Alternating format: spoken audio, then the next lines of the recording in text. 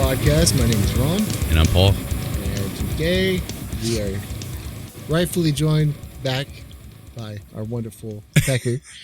The Pecker's back. Paul, how was your vacation? Man? I needed it. Yeah. It was, I kind of disconnected. I talked to you a couple of days after I came back and you're like, dude, where you been? Right. I was like, it wasn't against you. I just unplugged. Yeah, I get that. Even if it was like for a couple days, but it was good for my mental health. So yeah. I was very appreciative of that. I need to do that again, even though I just right. How did you hold up? Not too bad. So we had our friends on. Yeah, Austin and Cheeky and Nacho. Cheeky and Nacho. Oh, Cheeky and Nacho came out, and they were a blast. Yeah, they of course. They held it strong. They want us to come on their podcast. Okay, which I'm sure we will. It's you the bet. Cheeky and Nacho yes, podcast. Guys.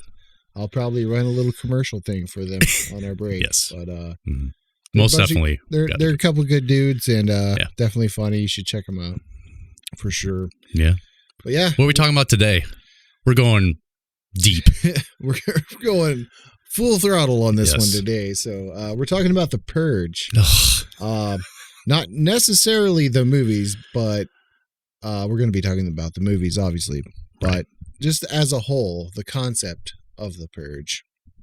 So the premise of the Purge is essentially that the government allows one day a year for all crime, even murder, to be legal. For 12 hours. Is it 12 hours? 7 to 7. Yeah, all right. For some reason, I had it in my mind it might have been 24 hours. But no. Yeah. So you were allowed to,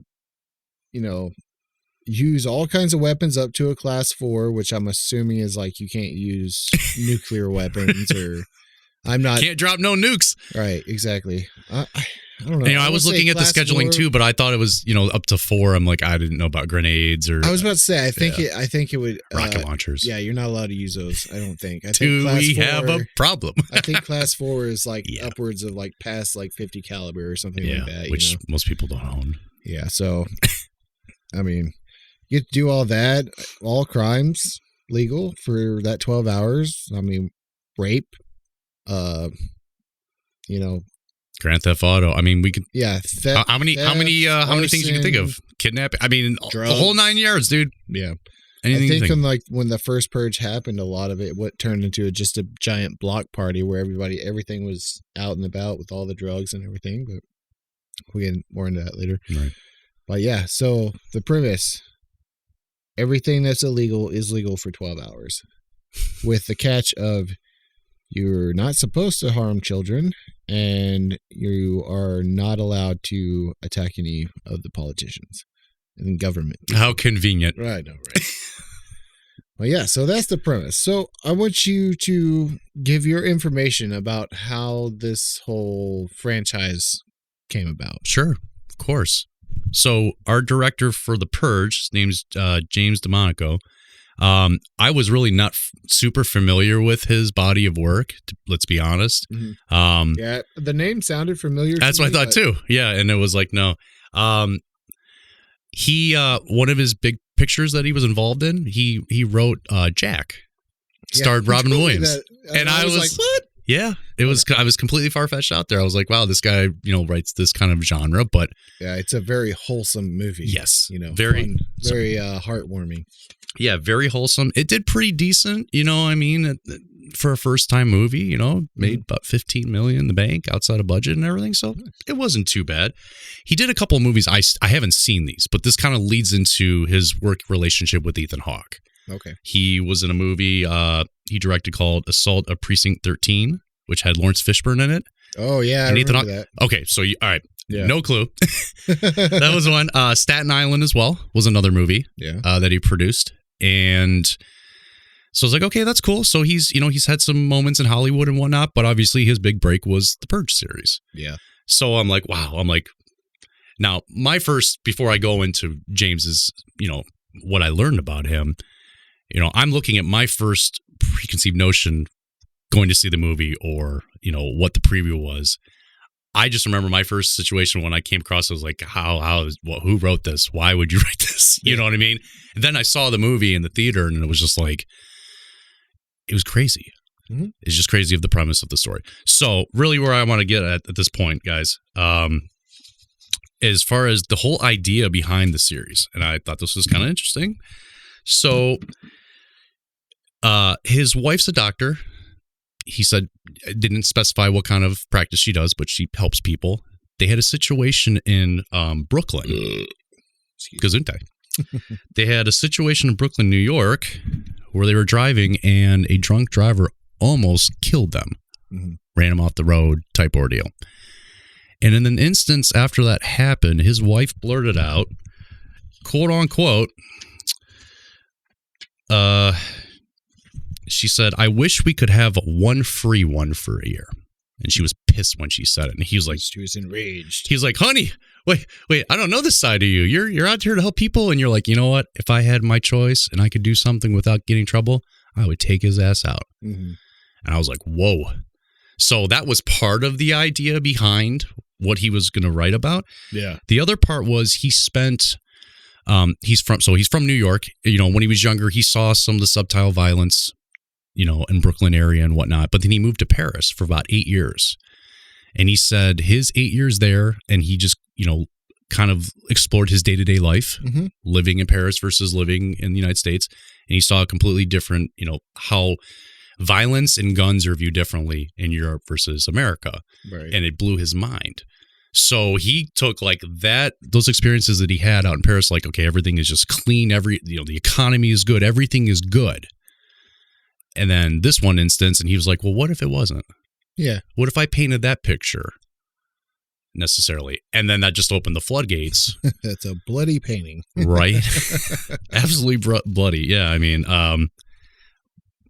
but it's just, that was how he kind of was going to picture it and tie into the story. Yeah. That was part of the inspiration. But he was a big fan of Stephen King's novels. Mm-hmm. He's come out and said that many times. He was always a fan of the genres he did, the work that he put out.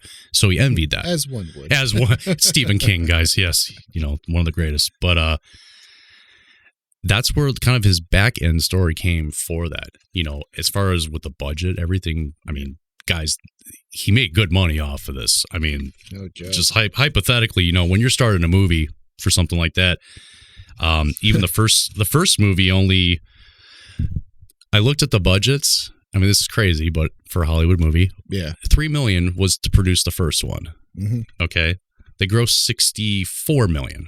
Yeah, not too bad. If you guys wonder why there's so many movies, they got that Paranormal Activity money. You know what I'm saying? Right. But in another sense, this also makes a lot of sense why we see a lot of movies being, you know, re-released or another sequel or something, because it's cheap. Yeah. You know, second one, $9 million budget, 71 gross. Third movie, 10 million, 79. Yeah. You know, fourth, 13 million. That was the highest one for him, 69. I don't know what it is right now for the newest, the Forever Purge yet. Yeah. But just off of that, every year, I mean, it just boatloads of money. So of course it's like, yeah, 9 million here. We could put another film together. Right. As long as it sells. Yeah. And then of course the response from people who have seen it, love it. Yeah. I wonder if it's almost like a release for people that, you know, it's kind of like in video games, how you can kind of blow off steam by going and playing Call of Duty and just, you know, shooting up a bunch of Nazis, you know what I'm saying? Or something like that. Right.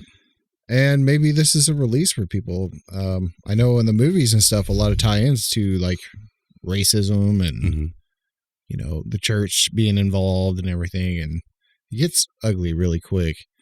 He was like focused on like the ideas with, you know, how the church and state were, you know, cult. Yeah, pretty much. But he, from those experiences, he was like, I just became obsessed. Yeah.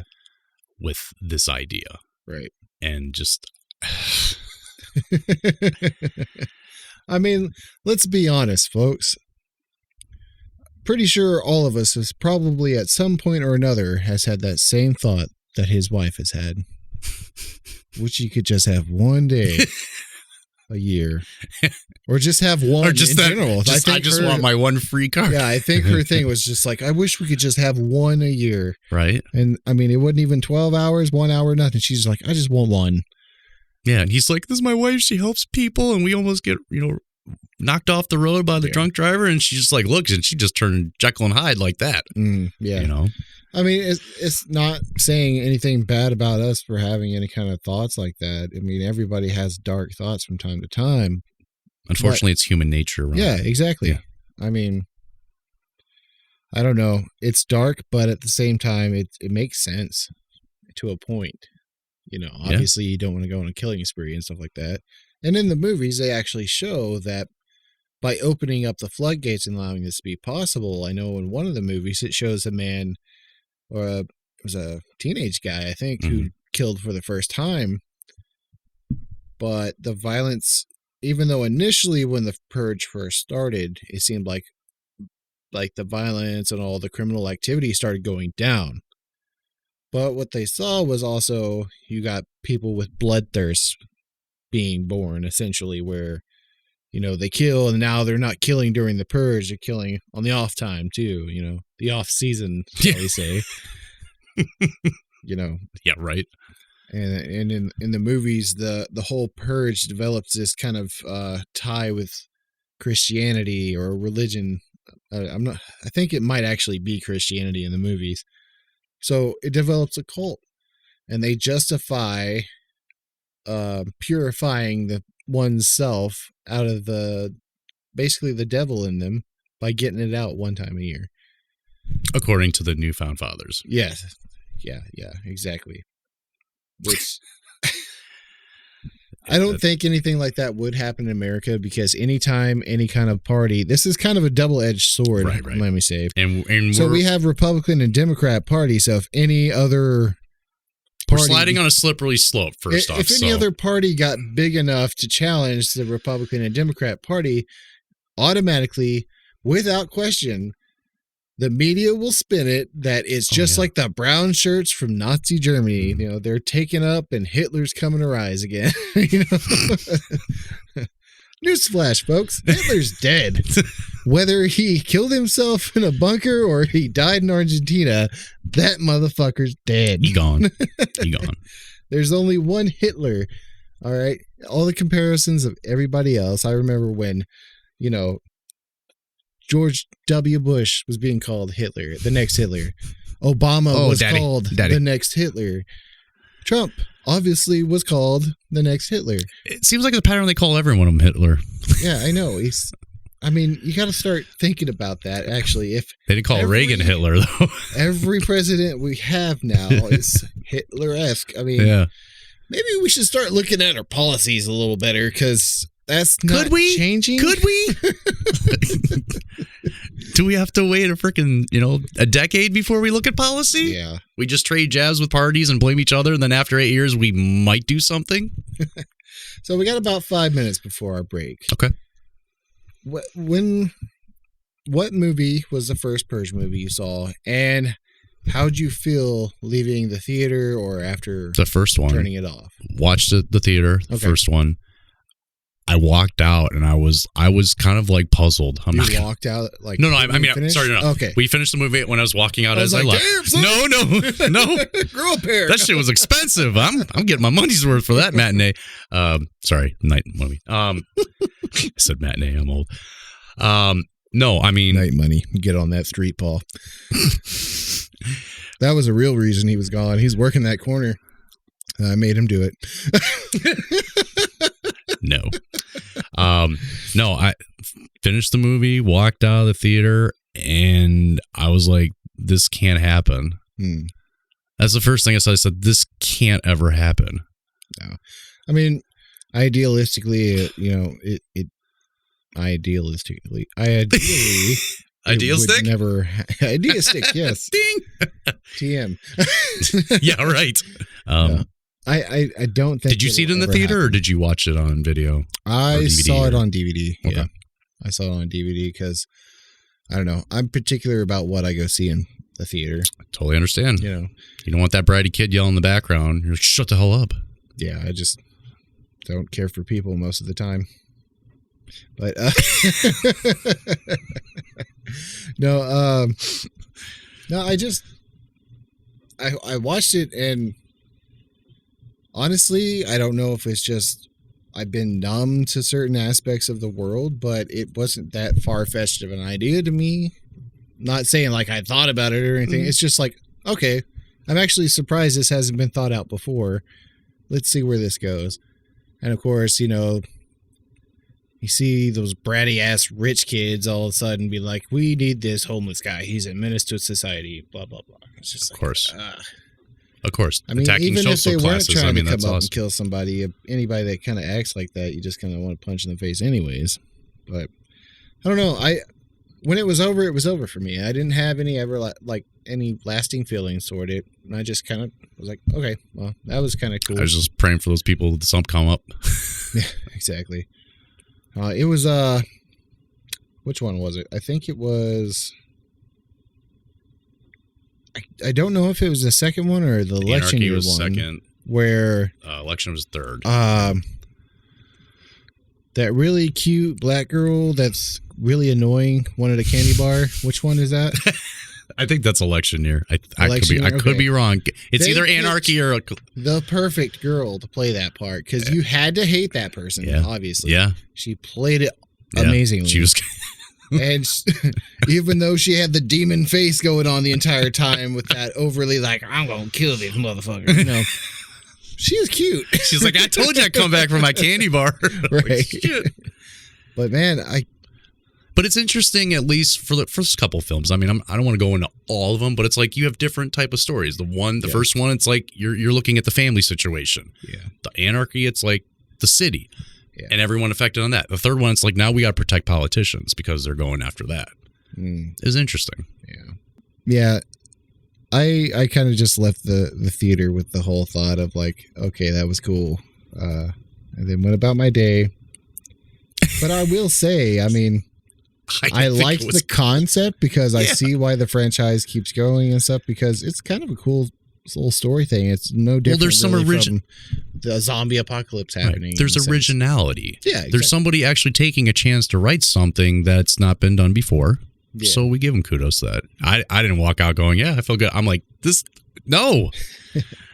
All right, folks, we're going to hop into our first break. And if you missed last week's episode, go catch it. But if not, we'll introduce you to our dear friends, Cheeky and Nacho from the Cheeky and Nacho podcast. Cheeky Nacho. We'll be back. What's up, everybody? Cheeky here from the Cheeky and Nacho podcast. I'm Nacho. Every Friday, we talk about movies, music, dicks. My dick mainly. Yeah, his dick. We need a whole episode dedicated to that. Yeah, it's that long that it's a whole episode. It's probably an hour, 2 hours maybe, of just my dick. I think Ron's trying to get it on camera. It's like the technology isn't in there yet. It's like a unicorn. Like a panoramic. It's like a double panoramic thing.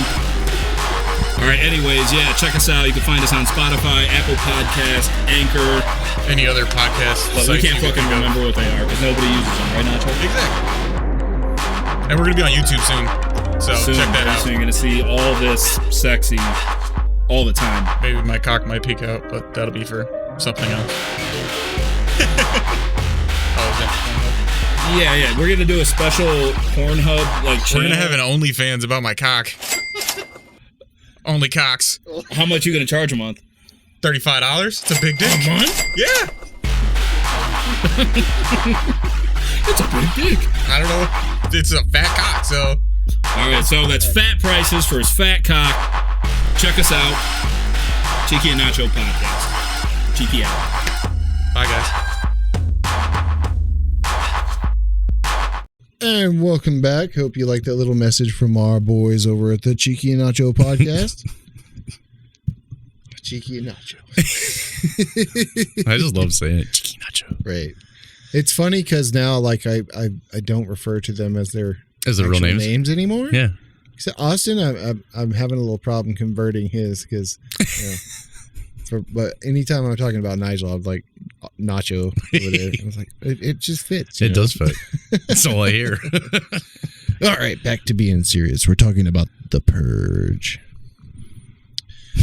So 12 hours a year to just have complete mayhem. I mean, the date's coming up. Oh, from the first Purge, right? March 21st, 2022. 2022. Two. Bless you. Thank you. Dick. Yeah. So, obviously, since this came out, there has been some prank purges, countdowns, shall we say. Just a complete trolling of the internet, you know. The purge is going to happen this and this day. You have a countdown of like 3 months, 22 days, and 36 hours or something like that. I mean, it's great. There's actually pranks online where they just dub over it, and you think like, oh yeah, this is just routine school check, and then all of a sudden the music comes on. I mean, let's break down on this whole thing. Sure. Let's say it does happen. What would be the catalyst for that actually happening? Well, the lawmakers can take a bill and just pull the bill and sign it without anyone seeing it. That's what they do in D.C. It happens all the time. I mean, if something like that was going to happen, you know, it already happened by now.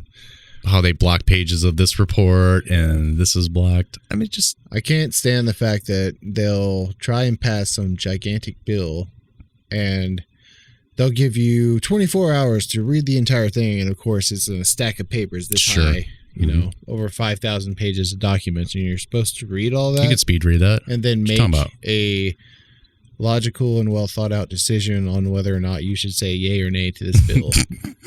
You know? Yeah. I mean, half the politicians up there when they're, you know, passing a vote on stuff, I mean, who's to say that most of them even know what's in the entirety of that bill? Pork. Yeah. It's like, I don't even want to think about what's all in these COVID-19 assistance bills and stuff they passed. Like, just seeing some of the numbers of things, I'm like, how in the world are we giving money to, what was a museum? The first one. No, right. It's like Nancy Pelosi's little hive. The spending. Yeah. And, you know, somehow or another, they were giving a lot of money to stuff they had interest in.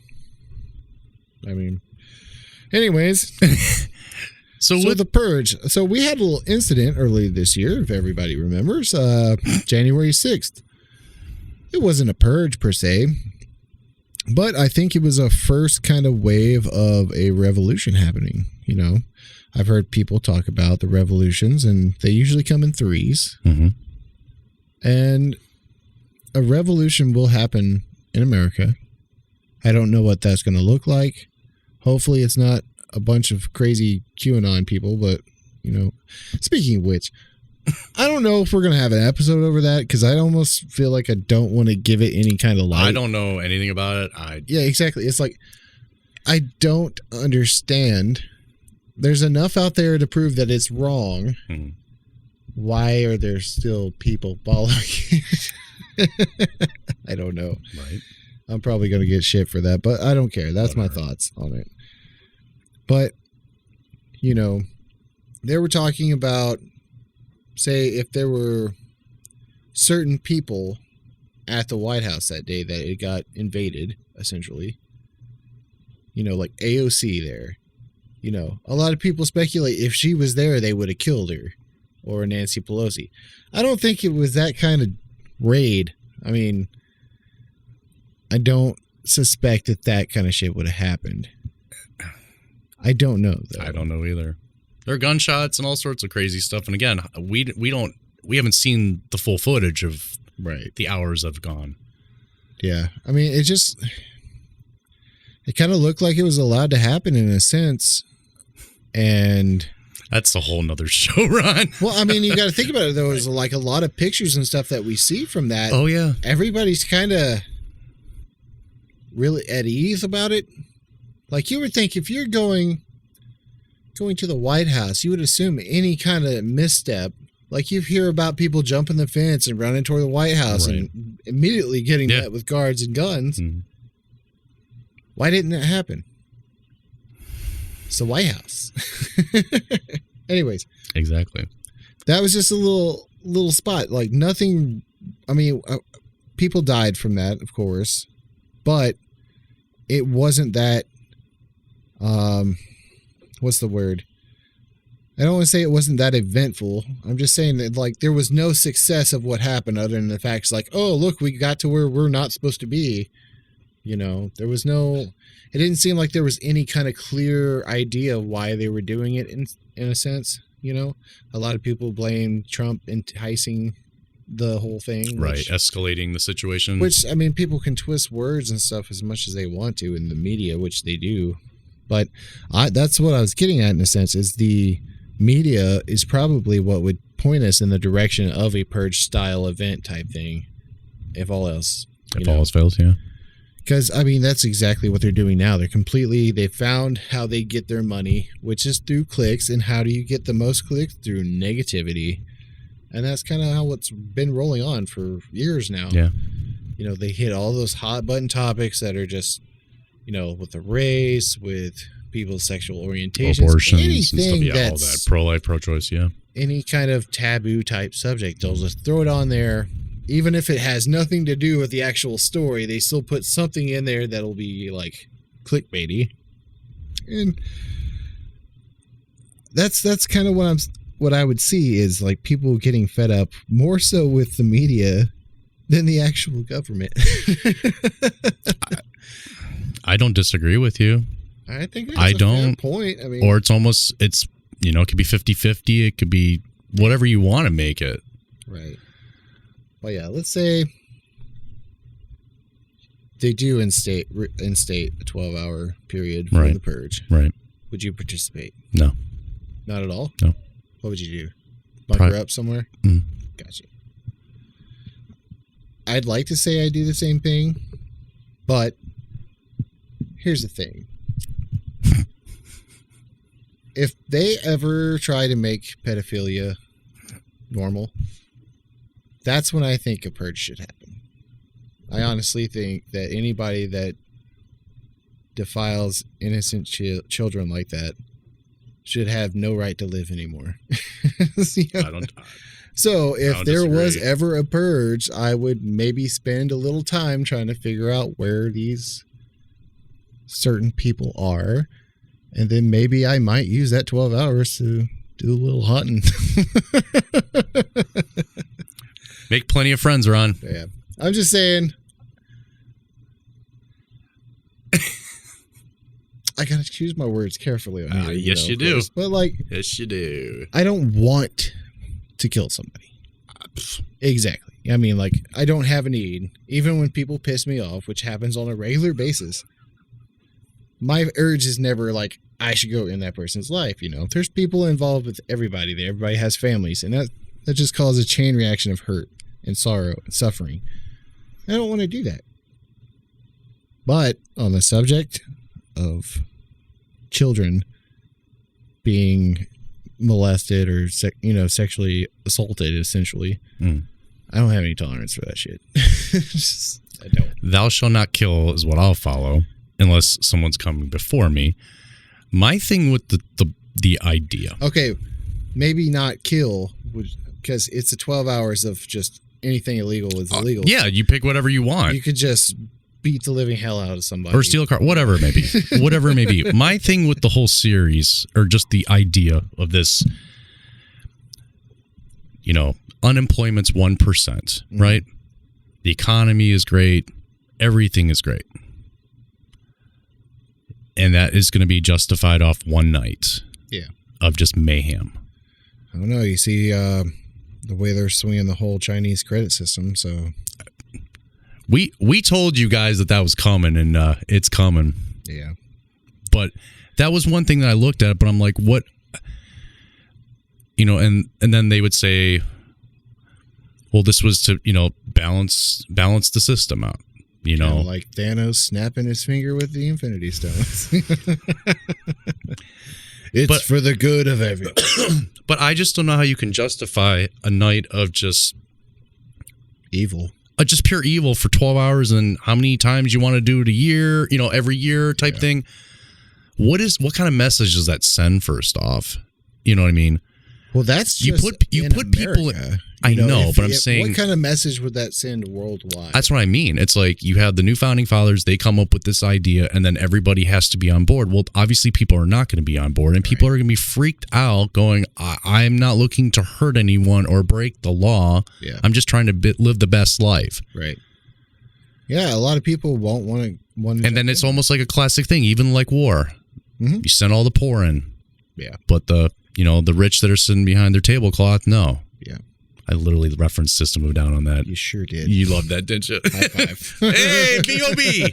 B-O-Y-B. But yeah, that's just, I just don't know how your system can, your society can function completely like that. Like, I think because I would be freaking out 2 months beforehand and everything. And it's like, I don't want to die and I don't want to screw anybody over or anything like that. I think a lot of people will go into it getting all jazzed up. It's like, yeah, I would totally want to do it. But when it came down to it, nobody's going to. I think a lot of people, 80% of people probably wouldn't do it. I hope not. I mean, the idea is exciting, which I think is why that franchise is so popular, because the idea, it's a taboo idea. It's enticing. It is, and it's original and it's messed up, but it's like it makes you think straight up. So we're gonna ask our audience to leave in the comments, please, either on our YouTube page or wherever. Would you purge? Why or why not? Leave it in the comments. All right.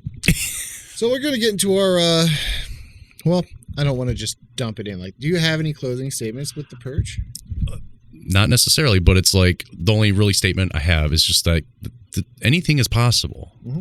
Anything is possible. If our economy doesn't go on the right foot down the road, what's for them not to consider something like this? Well, there was something said one time. I hate bringing up a quote when I don't remember who said it, but right.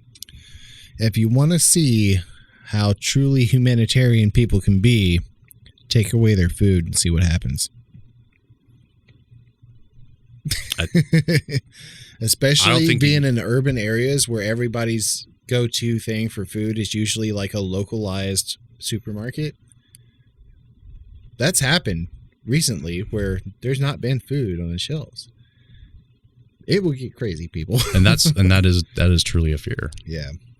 But all right, we will jump into our 3 shots at funny. And did you have anything to add to the end? No, I do want to add this. Just be kind to one another. I mean, be courteous. I mean, courtesy goes so far. Especially when people either have a good day or a bad day. I mean, that's reassuring. You do something, do a nice gesture for someone, it can go far. Right. I know it's in the Bible and stuff, the golden rule. I mean, treat your neighbor as you want to be treated. We really need to get back to that. I mean, really. As a society, we all know this. Religion-wise or not, it's still just a great thing to have. Right. So, all right, we'll get into our 3 shots at funny! Do it!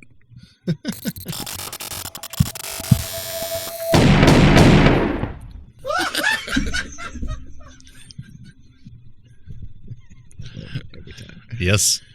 All right, Sarah. So this week is your wife's turn. What does Kelly have for us today? My wife's pick today. We're going to call this Lesson. Lesson. Gonna get taught a lesson. You think from watching all these cooking shows, you know how to cook, right? You think from watching all them pornos, you know how to fuck. Mic drop. She was picking that. She goes real sweet and quietly, I don't know if this would be appropriate for your show. Oh my God, Kelly. I go, baby, this is totally appropriate for the show. We are dick and fart jokes. Come on. I was like, I love you, babe. That's great. She's so cute. I love it. All right. So mine is, it's got a dog involved. Oh. And it's called Oh Boy.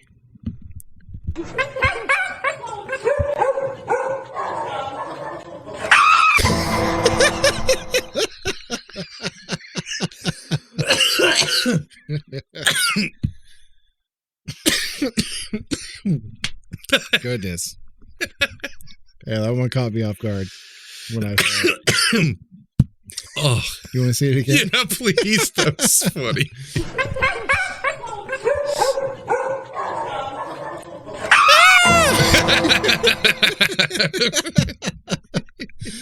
It's such a great pairing right there. That was funny.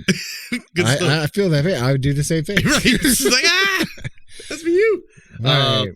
What you got? My pick this week is titled "You're Breaking My Plums." The countdown. Gotta do it, baby.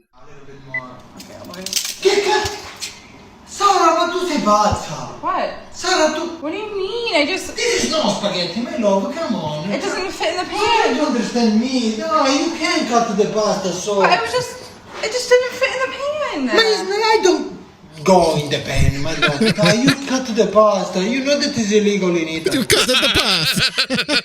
This is illegal. It's like, you cannot put it in there. You have to cut the pasta. All right, so I have one extra for you because you were gone last week. Oh, okay. It's not the one I showed. I'll have to show you that off camera because I didn't think repeating a video would be Okay. great. But I got this one. It's called "Where's the Car?"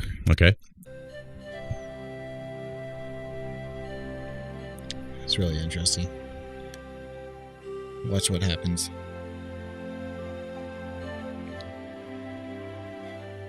Where'd it go?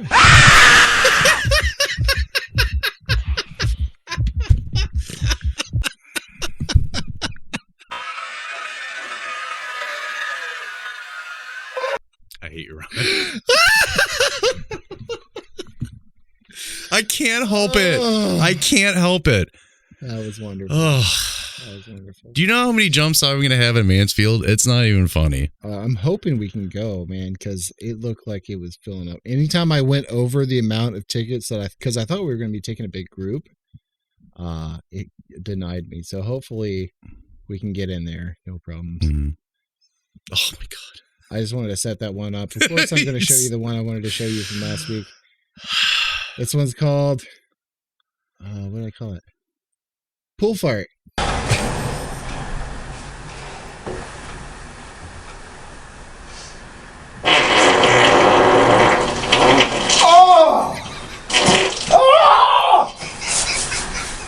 Yes. Oh, that's smaller. That got smaller, man. Oh, God.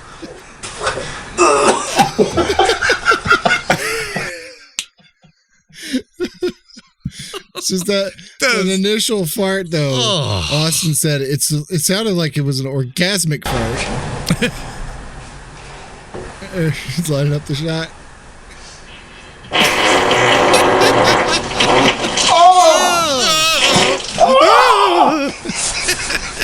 Yeah, I had to show you that. Yeah.